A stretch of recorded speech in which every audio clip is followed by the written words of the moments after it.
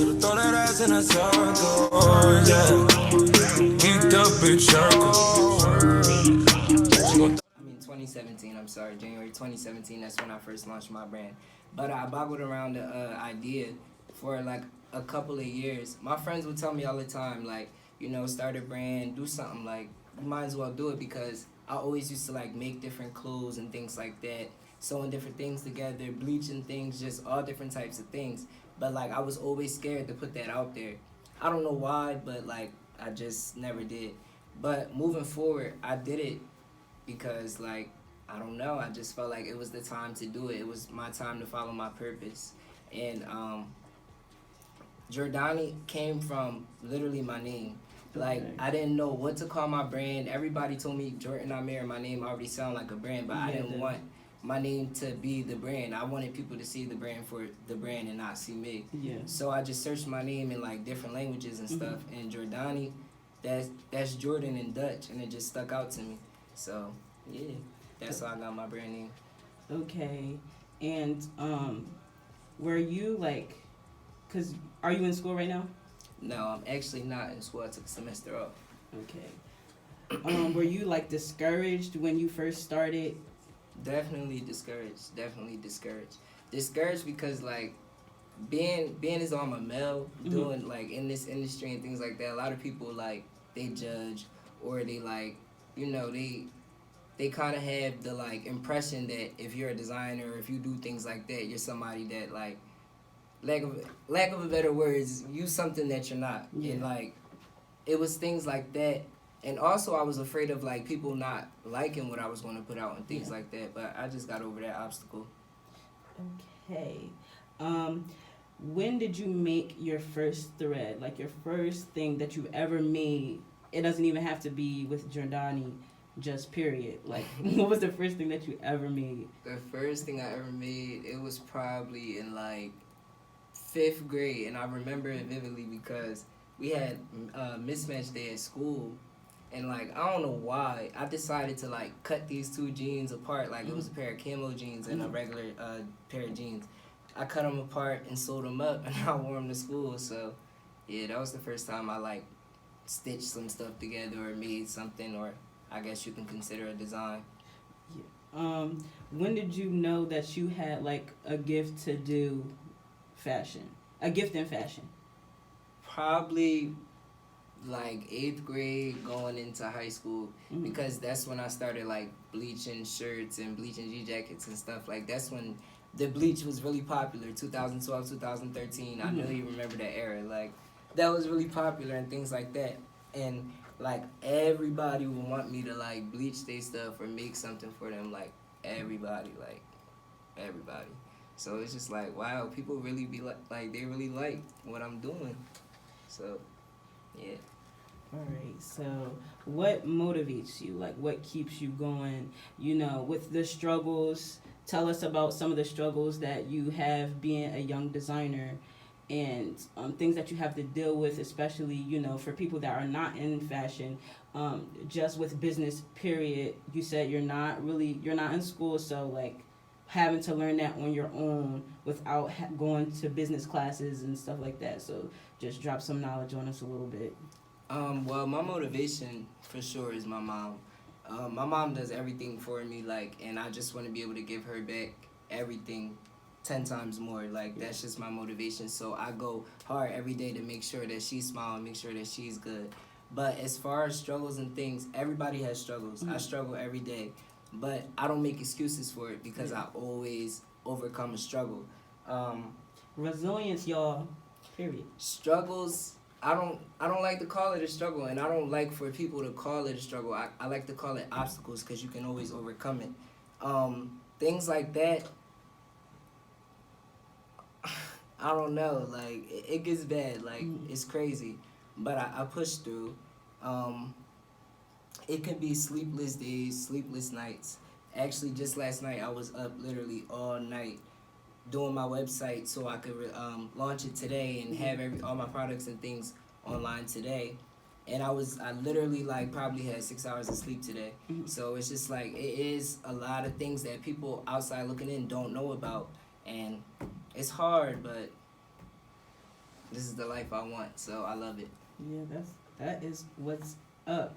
And do you is it just you doing everything, or do you have people that help you out?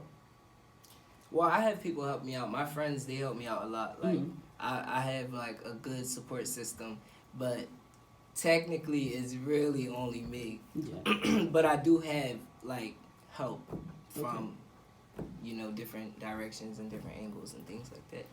And like with finding where to go to get your clothes, like do you make your clothes yourself, or do you go through somebody else, show your designs? Do you come up with your designs on your own? So I design myself. Mhm. I make up my designs. Mhm. I make mock-ups, 3D designs and things like that, and I send it to a manufacturer. Mhm. Finding a manufacturer, that was probably the hardest part of this process because it's a lot of trial and error. Everybody thinks it's just one manufacturer and everything's good. I've been through maybe 4 manufacturers and I'm not even 1 year in. And this manufacturer I'm dealing with now I probably won't be working with him for much longer. So it's just like it's a lot of trial and error. So yeah. Yeah, to everybody out there working in business, don't be discouraged. Do not be Yes, do discouraged. not Keep be discouraged. going. Keep going. And you said your mom motivates you, but like, is there any artists, any high-end designers, anybody like locally, anybody that inspires you as an artist with your work? I wouldn't say anybody specifically, but I just say I feel as though anybody can be an inspiration to me. Like, if I see what you're doing, if I like what you're doing, if I like the type of person you're presenting yourself to be, then I'm inspired and I'll follow what you got going on and I'll support and things like that. So it's just like, I don't know. Like, I'm supportive of everybody. Like, that's just how I am. It's no really favorite person for me. I heard you on that one. Always support. It never hurts to support because you might need somebody at the end of the day. Also, how are you with your time management skills? Like with managing your social life and your business life, how are you with that? Terrible. I'm terrible. I'm still trying to learn how to like separate business time and things like that and everything like that. But I'm starting to get it down, Pat. I'm starting to get it down. And how has social media helped you with your brand? Social media has helped me a lot, honestly. Like, and I can't even tell you how, but for some reason my social media is lit. For some reason, it has been like that, like for years, like since I was probably in like 8th grade. So like that popularity helped me out a lot with my brand. Also because I throw parties and things like that, so I know personally like that's some type of the popularity, but social media helped out a lot. Yeah. That also like kind of goes into my next question. Like, do you have any other talents outside of being a fashion designer? Yeah, I sing. Okay. That's really it. I sing outside of being a designer and things like that. Yeah. Okay. Do you have like any music out or anything like that? And do you see you going anywhere with that? I don't have any music out, but I do write. From time to time, I think about like going to the studio, recording something, and putting something out because I feel as though the things I write about, people could really relate. Because I don't sing about what everybody sings about, what's going on now. Like, I'm on some old school R&B, relate me to like Anthony Hamilton type time, like bringing people back to that type time. So yeah, but I don't know if I would ever. I don't know. I just feel like it's a hobby. That would be good marketing for your ring. It would, but I don't know. Do you no? Because I've seen on your Instagram that you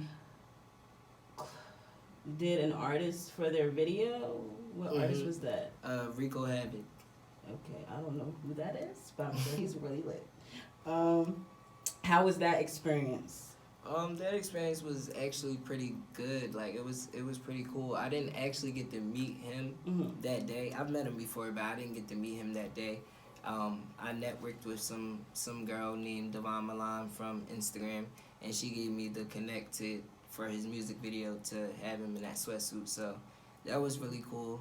That was really cool. And see, that's the power of social media. So if you're starting a business, make sure you get that social media booming, network that to whoever you gotta network it to, and then from there, you gotta make those connections and do what you gotta do. Okay, so how do you create new ideas for each like collection that you drop, and like what inspires the names of the different articles of clothing?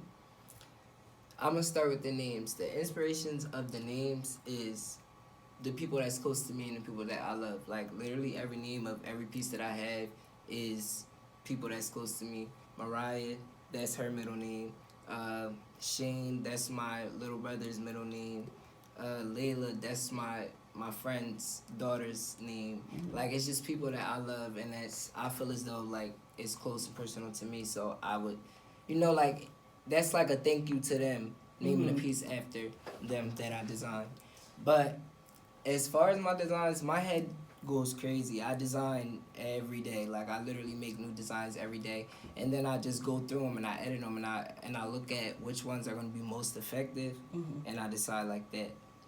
And I know you said that your designs are for people of color, but like, how are you with like your sizings? Like, do you sell clothes that represent all shapes and sizes?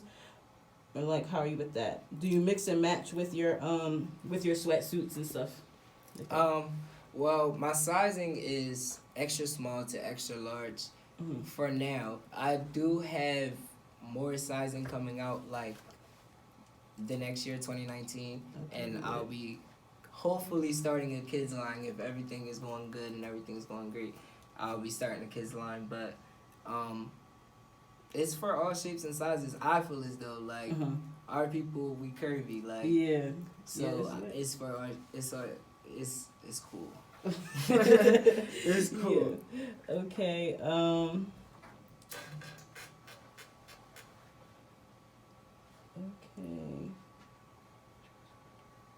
Okay, so the last collection that you dropped, what was your thought process? Like, how long did you take? And even, like, before you even go into that, like, what does your creative space look like? What does it look like when you're like, okay, it's time for me to design? Or do you just go on the fly wherever you at? You just start doodling and do whatever you gotta do? I go on the fly wherever I'm at. I don't really have a creative space. Like, whenever I just think of something or I see something, or like I see a different fabric or something like that, I'll just start jotting down stuff or start sketching something on my phone, because honestly I do most of my designs from my phone. Like I can design from my laptop and everything like that, but I like to use my phone because that's what I'm always on. With the collection I just dropped, it took me about maybe a month and a half to finalize the designs for that. Everything came, like, everything was good, everything was great. Like, I actually loved it. I feel as though this sweatsuit that I just dropped, the Sheen reflective sweatsuit, I feel like that's probably one of the best pieces I've dropped since I've started my brand. So, I gotta top that because the 1 year anniversary is coming up in January. But yeah, everything's going cool. And how was it launching your website? Did you launch that on your own? Did you get help? Did you seek someone else to, like, start it? I got help from a family member. She basically set up my website and everything like that and did the page and everything, and then just, signed it over to me, and that was just that. And then I edited certain things and doing certain things and editing different pictures and different captions and things like that. So I guess it was kind of the work of both of us, but I would say like she did the bulk of everything. Yeah, shout out to her because the website's up. Right. Tell them the name of your website. The website is shopjordani.com. Okay, y'all heard it here. Shop Jordani. Make sure y'all get in those threads. I had something else to ask. Oh yeah. What is the importance of supporting Black-owned business to you? The importance of supporting Black-owned business. this was the best question you probably could have like ever asked me, because this is what I always want to speak out on. It's important to support your brothers and sisters, because if you don't, we could never be on top. Like, people fail to realize we go through what we go through because we can't come together. We're literally the only race that does not know how to come together and be one.